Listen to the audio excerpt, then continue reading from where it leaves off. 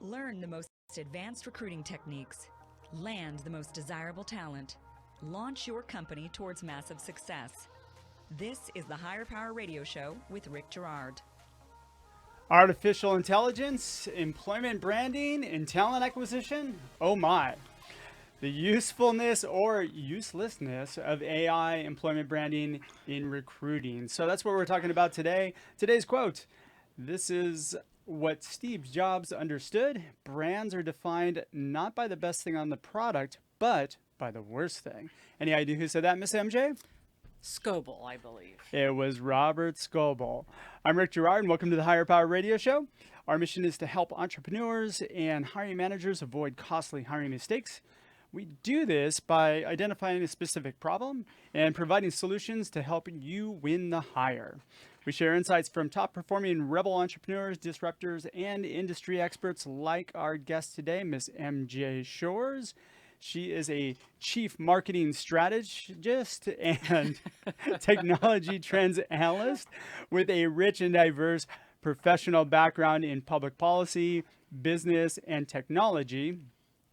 She's a sought out for her far-reaching cross-industry and cultural insights. MJ has been a panelist and keynote speaker at industry and special interest groups or events around the globe, and she has been featured in Business Week, Financial Times, Wall Street Journal, MSNBC, China Post, and other media. And I'm having a tough time today, especially since my computer crashed earlier. MJ, welcome to the Higher Power Radio Show today. Thank you. It's a pleasure to have you here, and thank you for being patient with me already.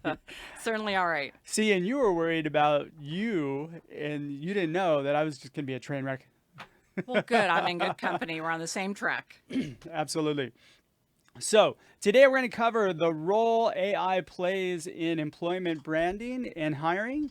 We're also going to talk about what works and what doesn't work, and then we're going to talk about the roadmap on where and how to invest your time in actually deploying AI in employment branding. So we're going to cover a bunch of stuff today, right? I hope so. At least part of it. All right, so let's talk about the relationship between AI and employment branding. Walk me through that. Employment branding is when you try to attract people to your company, and we often have a perspective inside our company of what our brand is. Sure. We come up with our core values. We create all these wonderful pamphlets and website materials that describe to prospects and the public and the world who we are. Artificial intelligence helps us learn where the disconnects are between what we say we are and who we are by monitoring the World Wide Web, social media sources. There are hundreds and thousands of them out there. Mm-hmm. And by helping regulate the talent acquisition process, they help build a brand and reduce those disconnects between what we say and what people observe by helping us respond to talent in a more timely and efficient manner and more consistently. Okay. So how does AI help employment branding? It helps in many ways. One of the first things is it helps respond to talent much more quickly by creating an automated process. Okay. So things that typically are routine end up being assumed by AI and instead of HR people. So you can be a busy HR executive and you can talk to Alexa and say, "Alexa, can you please tell me what the attribution rate of our employees is in Singapore and the US for the last 12 months?" She can do it. You said Alexa, and our engineer Paul's Alexa just went off. There we go. You can also All right, use so it. routine functions. Routine functions. So we're talking about really where where this whole kind of thing is working, right? Exactly. Okay. It also can help you with routine data. Data analytics is huge. It can help you learn how your talent pool of prospective applicants learns about you, what your most effective methods of marketing are for them, and also learning where the best places for talent are. The third thing is that it can also automate a lot of things like scheduling interview appointments. You can have chatbots that respond to emails in a very friendly and warm, humane manner. Unlike HR, who's often overwhelmed. So people feel like they're not neglected. If you look at some of the research about millennials, it says 80% of them get frustrated if they do not receive a response within like 10 minutes. I know I do. Yeah, me too. I like to get responses right away. All right, so automating this. So we're not talking about what about I'm going to take us off topic. What about AI related like auto dialers? I mean, those are the most annoying things to me. I can't stand them. But did they have any room in this process? Oh, I hope not. God, me too. I hope it dies. I mean, I think the whole idea of AI is use it to augment human processes, not to create Emulate it. wedges. Yeah, Yeah. exactly. All right, so we're talking about routine functions, extracting data, and then automating the process. I agree with you on that 100%. That's where I see it is working. Where's it not working? Well, some of the problems is the technology is still sort of in a beta stage and a lot of it's new. So, for example, we use it for automatic tracking systems. You know, you submit your resume online. An automatic tracking system takes that resume, it matches it up against a job description, and it sees how many keywords match on both of them. Sure. As you and I both know, that's not always the best way to identify talent. Terrible way. It's a terrible way. Now, there is some natural learning processing that's happening where the artificial intelligence is getting smarter and it's learning to look at semantics and context. But we're still a long way from them being able to look at something and dig beneath the text or keywords to really. Well, it needs to be able to go out and extract data that's not on a resume and be able to aggregate that about a person to be able to effectively do that job. Yeah. I don't see that happening anytime soon, do you? No, and they are getting a little bit better at AI being able to discern what the recruiter intent was behind a string of words.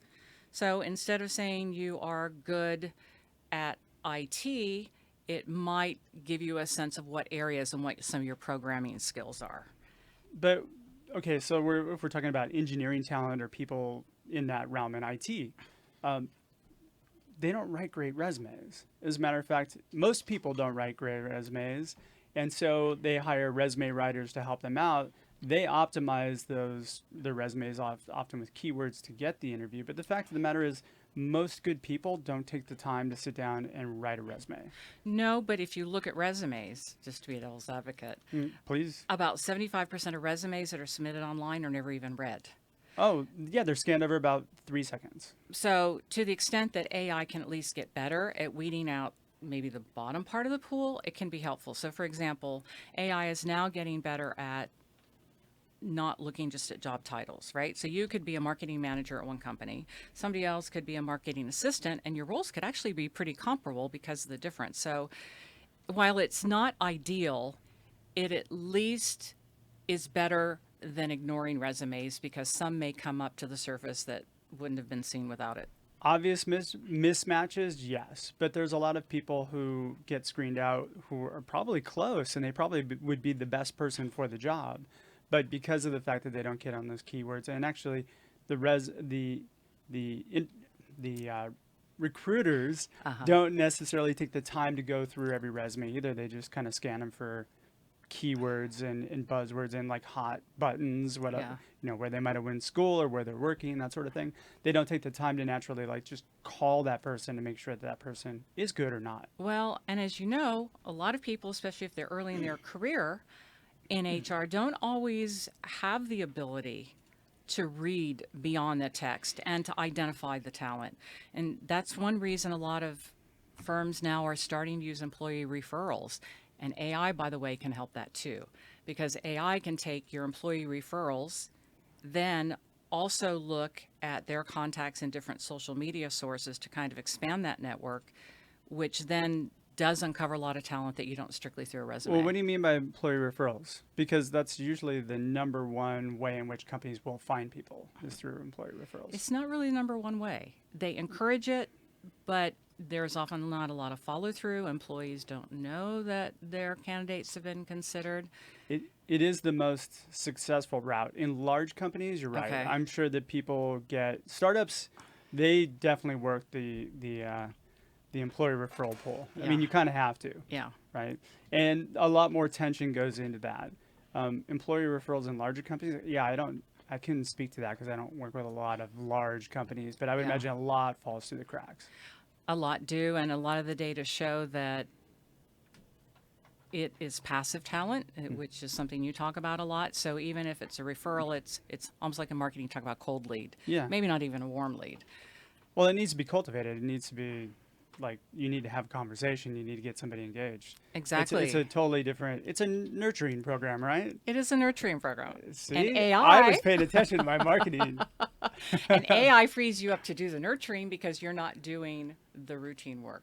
All right, so that's a good key point on where it's working, which I think we didn't mention, right? Because it does free up a lot of time to work on those things that actually make a difference. Exactly. Ooh, okay. So here's where I feel that AI doesn't work is it doesn't engage people. And I think even employer branding does not engage people. And there's a lot of people out there selling the fact that these two things are like the answer to everybody's prayers, but it's really not. It is not the answer to everybody's prayers, but you'd be surprised. I read something this morning, actually, Okay, this I want to hear. and there was a artificial intelligence presence that became a major influencer for a company and attracted millions and millions of followers that the company believed led to increased sales, and it was not a real human being, and people on the other end didn't even know it. Okay. But okay, so it led you to increased sales, but Right. not recruiting. No, not recruiting, but that also affects the image and the branding of the company, because if it's a key influencer, you associate that personality and the strength of its profile with your brand. Sure. But this isn't something that most companies have the ability to gain. No, most companies are not going to be able to gain millions of users. I mean, I would imagine, was it a very large brand? Yeah, it was fairly large. Yeah. Yeah. So when you got the money behind you to be able to do Yeah. that, I mean, Yeah. and it's probably a small portion of millions for $1 billion company, right? Like, Yeah. I would imagine it wasn't that significant Yeah. in retrospect. Yeah. But to your point about what's not working, because AI is so new, there are mistakes that are happening. For example, Facebook in 2017 had a couple of chatbots that created their own programming language. Nobody could decipher it. So they disbanded the chatbots, and then they reprogrammed them to only create programming in English.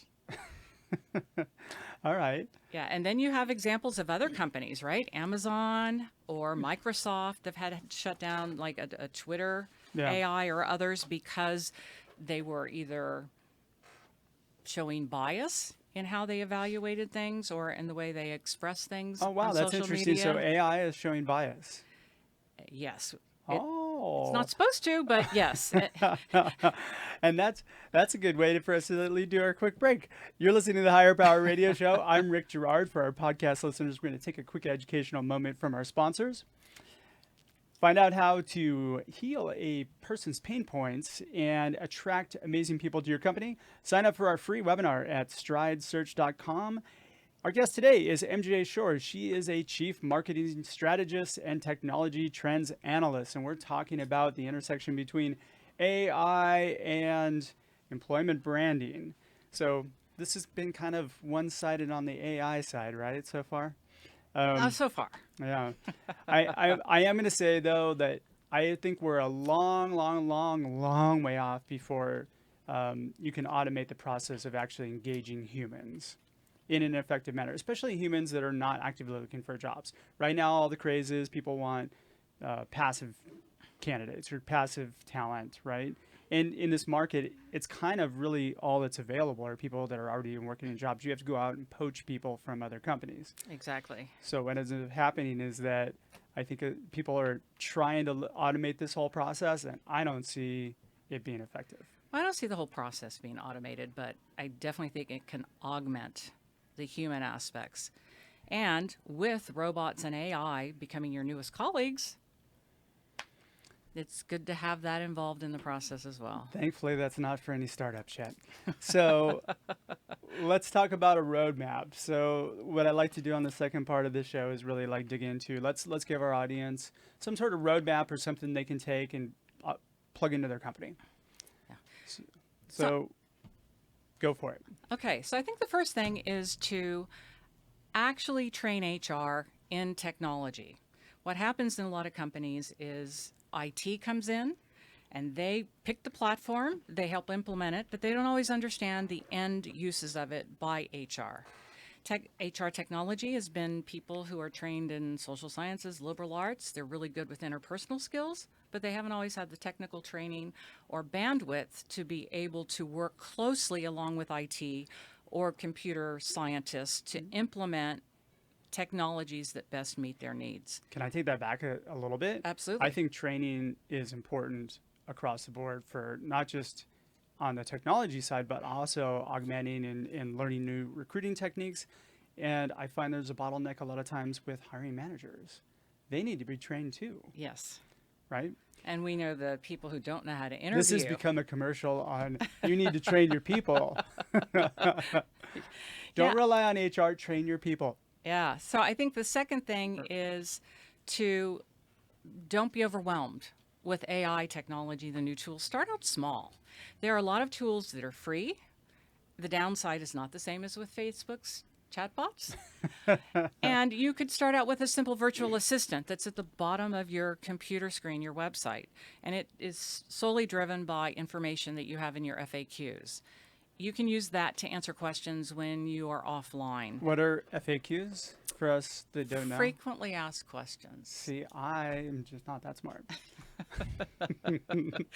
So I think, start small, play with it. Okay. Try some of the things out. There are some things that are very useful. They're even like scheduling. There are lots of applications out there. There's something called Amy that can actually go in, look at all the calendars within a department, see the empty spots, and automatically, as soon as they get an email from an applicant, schedule it. You also have, Well, wait, that would require that people talk to people. well, no, Don't we want to avoid that? well, I don't know, do we? I'm being sarcastic. My dig on this is that a lot of recruiters don't like to call people, right? They want to do it all via email, and Okay, I'm kind of old school that way. I think it's really important that you talk to people, yeah, especially when you're in the people business, exactly. right? And then, and then I think the third thing is that it can be really helpful with social listening. Like, we no longer, as companies, own our brand. Our brand is owned by everybody, both within the company, people who are on social media. There's been a whole democratization of information in businesses because of social media. So AI can actually troll hundreds and hundreds of social media at one time. They can see what the discussion is about your brand, good and bad, so you know how to leverage what is working well and then maybe minimize the downside or risk of some bad press and hit it very quickly before it becomes an issue. So where does somebody monitor their brand? How do they figure it? I'm a small startup. Where do I start, and how do I actually monitor that to make sure that I'm kind of aware of what my brand is? Oh, you just stay on the internet 24 hours a day. That's all, Rick. Start trolling Facebook. Exactly. Well, Yeah. there are what they call social monitoring or social listening tools. Now, the more expensive ones can cost you upwards of 10 grand a month, but there are some that are a little less expensive. You can even do something as makeshift as like Google Alerts, but what they do is give you regular reports on all the different social media outlets and what the discussion is. And then you can actually go in, let's say there is a discussion somewhere about your company that's not great. You can go in and leverage your own input, or you go on Glassdoor, right? Somebody Yeah. gives you a really bad review. Well, if you know that there's a bad review there, you as the employer can go and say, oh, I'm so sorry, Rick, that you had such a bad experience in your hiring process here. Reach out to me. I'd love to talk with you further about this. That's a really important point. People need to do that. Don't ignore them. Exactly. I see that all the time, where you'll see 3 or 4 bad Glassdoor reviews, and then all of a sudden you'll see like 3 or 4 really good Glassdoor reviews, which you can totally tell are fake, Yes. right? Yes. Well, they're supposed to. Let's combat that with, hey, can you go in and write a Glassdoor review for us? that doesn't. It's easy to pick that out. Yeah. To know when somebody's full of shit. Yeah. Yeah. Yeah. And then I think the fourth thing that you can use for in terms of your roadmap is AI can help detect red flags, right? So if it's monitoring the social sphere, if it comes up with something bad about an applicant or anyone, it's not that we're looking for things to find reasons not to employ people. You know, a good HR firm or department will be looking for reasons to hire talent, right? Absolutely. But it can also help you see where the red flags, things on the horizon, and help monitor your brand so that while you never have complete control over it, you minimize the downside and damage. Yeah, you should always be working on screening people in rather than out. Yes, And then once you get them in, figure out whether or not they fit your culture. that's right. I learned that from you. Aw, you listen to the show. I do. All right, MJ, we just have a few moments here. What would be your kind of 3 key takeaways for our audience? I think the first one we just talked about is brands are no longer owned by companies. The second thing is that AI can and will enhance the candidate experience and talent acquisition if we use it wisely. I see that look on your face. And then I think if we use AI wisely, it will enable HR to become humane again. Yeah, I think it's really key that you utilize it in such a way that keeps you on more productive activities that actually will help you do the things that you need to do to be successful in recruiting. All right, instead of doing a spreadsheet Yeah. of where your attrition rates are, you got Alexa doing that. Oh God, yeah. don't say that name again. It'll start going off. Oh, that's right. All right. Well, I'm with you on that one. I will say that I don't ever see AI replacing human interaction. So I really encourage everybody to reach out and touch someone, like the old AT&T commercial or what have you. MJ, we're just about out of time for today's show. I want to thank you for your time investment today, and Thank you. for being a guest. Now, what would be the best way for members of our audience to reach you and find out about you and maybe hire you, get your expertise? Because you got a lot of really good docs. So, Oh, well, thank you. yeah. Yes. By the way, she's helped me out tremendously, and she's awesome. Just saying. Aw. Well, we spoke at a recent event down in San Diego, so, Yep. and I shared the stage with him. He was great. Okay, we just had that moment. All right, how do people reach you? So the best way to reach me would be on LinkedIn, Mm-hmm. www.linkedin.in/MJ Shores. I know that's surprising. You can reach me on Twitter. You can reach me, probably those are the best Is there an means. email to get somebody? Yeah, my email address, you could use MJSHORES, MJShores100 @gmail.com. I do marketing strategy. I do public speaking on technology trends and next business practices. And she's very good, ladies and gentlemen. So I want to thank our listening audience for tuning into this week's episode of Higher Power. Thanks to our team, our engineer, Paul Roberts, our producers, Andrea Ballin, Shanti Ryle, and Ayla Gerard. If you're listening to the podcast, please subscribe, review, and share. We're listening, and we welcome your feedback, even though every once in a while it gets blasphemy. I don't get sensitive about that. Anyway, you can join the Higher Power community at Higher, that's Hire, Power, Power, radio, radio.com, or you can drop me an email at rick@stride, STRIDE, search, SEARCH.com to find out about our passive talent webinars and workshops. I'd love to have you join me. Tune in next week. Our guest is going to be Martin Harrington.